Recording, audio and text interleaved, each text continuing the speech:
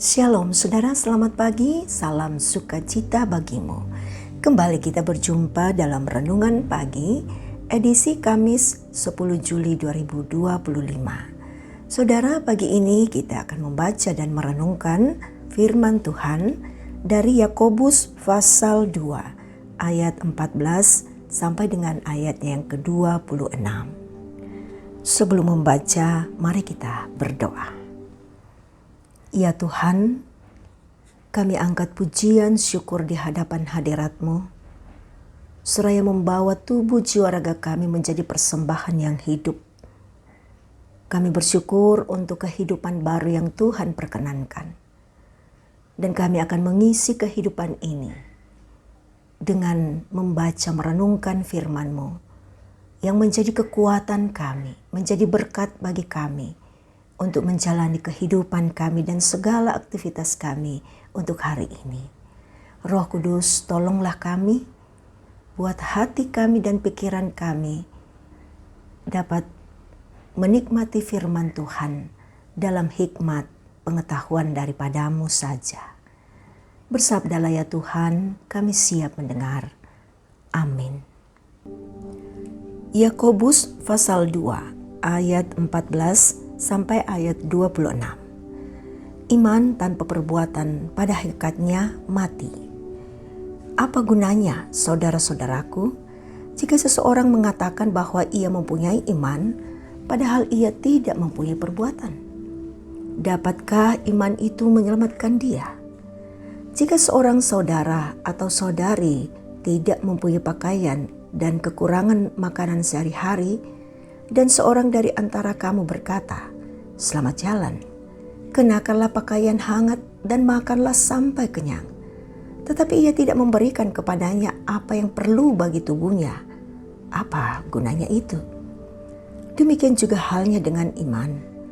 Jika iman itu tidak disertai perbuatan, iman itu pada hakikatnya mati. Tetapi mungkin ada orang berkata, "Engkau mempunyai iman dan aku mempunyai perbuatan." Aku akan menjawab, "Tunjukkanlah kepadaku imanmu itu tanpa perbuatan, dan aku akan menunjukkan kepadamu imanku dari perbuatan-perbuatanku." Engkau percaya bahwa hanya ada satu Allah saja.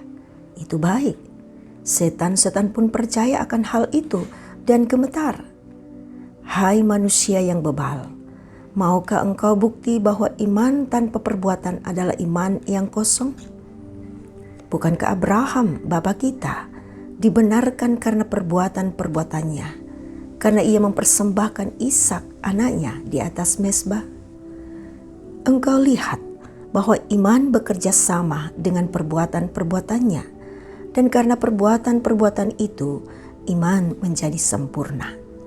Dengan demikian, genaplah nas yang mengatakan, "Lalu percayalah Abraham kepada Allah, maka Allah memperhitungkan hal itu kepadanya sebagai kebenaran, dan ia disebut sahabat Allah."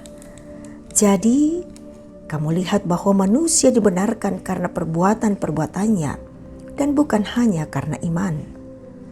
Bukankah demikian juga Rahab pelacur itu dibenarkan karena perbuatan-perbuatannya, ketika ia menyembunyikan orang-orang suruhan itu di dalam rumahnya, lalu menolong mereka lolos melalui jalan yang lain? Sebab sebagaimana tubuh tanpa roh mati, demikian juga iman tanpa perbuatan mati. Amin firman Tuhan. Iman yang hidup atau mati. Saudara, orang bijak mengatakan hidup bukan pilihan, tetapi di dalam hidup ada banyak pilihan. Salah satu yang menarik ialah memilih hidup atau mati.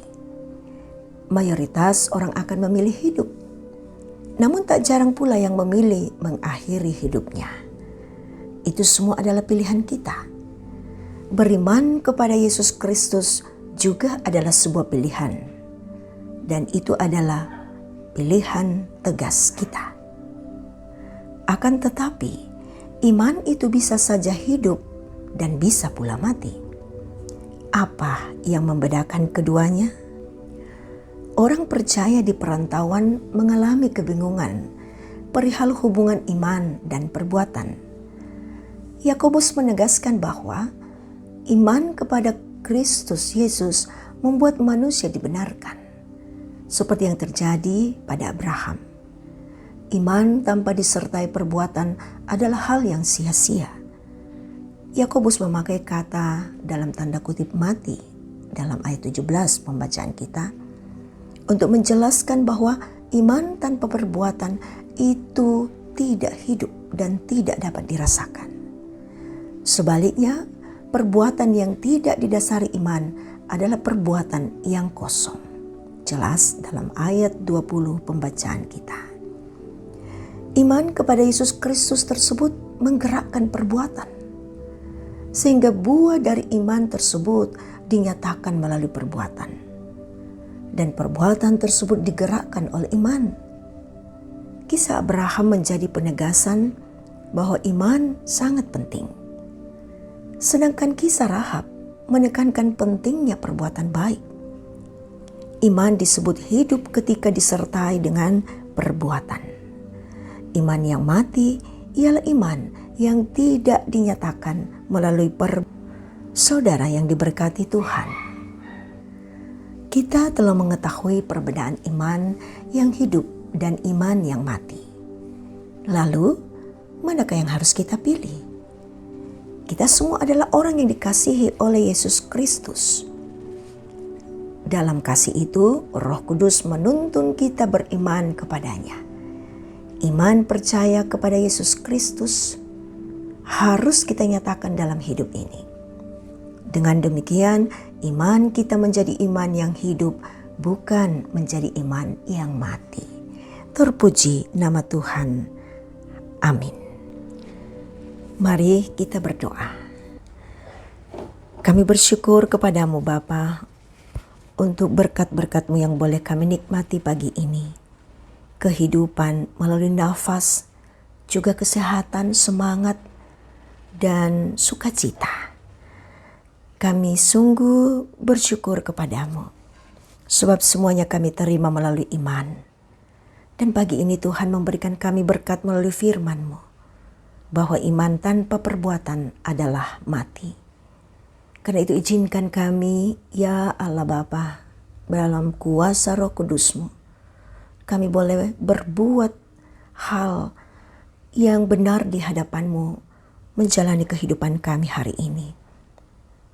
Aktivitas kami akan kami kerjakan ya Tuhan, untuk kemuliaan nama-Mu. Karena itu jagalah pikiran kami, jaga hati kami, jaga setiap perkataan kami, perbuatan kami, dan juga penglihatan-penglihatan kami. Sehingga semuanya menjadi satu kesatuan untuk memuliakan Engkau di dalam pelayanan dan segala aktivitas kami. Tiluklah kami Tuhan dalam segala keberadaan kami secara fisik juga maupun secara batinia. Dalam kondisi kami yang sakit, Tuhan berkenan melawat menjamah kami agar kami boleh sehat kembali. Kami yang berduka cita diberikan kekuatan penghiburan. Kami yang sedang bergumul dalam berbagai gumul-gumul kami, entah keluarga, pekerjaan, pun juga dalam pelayanan, Tuhan berikan kami semangat, sebab kami tahu Engkau selalu bersama dengan kami. Perkenankanlah semua orang yang kami jumpai dalam sepanjang hari ini merasakan kebahagiaan ketika kami boleh berjumpa dan berinteraksi. Oh Tuhan Bapa di sorga, ini penyerahan kami kepadamu hari ini. Tuhan tolong dan sertai kami, Engkau yang semakin besar, dan biarlah keegoan kami akan semakin mengecil. Ini kami Bapa yang datang berdoa kepadamu. Ampunkanlah segala salah dosa kami, dan terima kami yang datang kepadamu hanya di dalam Kristus Yesus, Tuhan dan Juru Selamat kami yang hidup. Amin. Saudara, terimalah berkat Tuhan. Tuhan memberkati engkau dan melindungi engkau. Tuhan menyinari engkau dengan wajah-Nya dan memberi engkau kasih karunia. Tuhan menghadapkan wajah-Nya kepadamu dan memberi engkau damai sejahtera. Amin. Demikian kebersamaan kita dalam renungan pagi. Tuhan Yesus memberkati.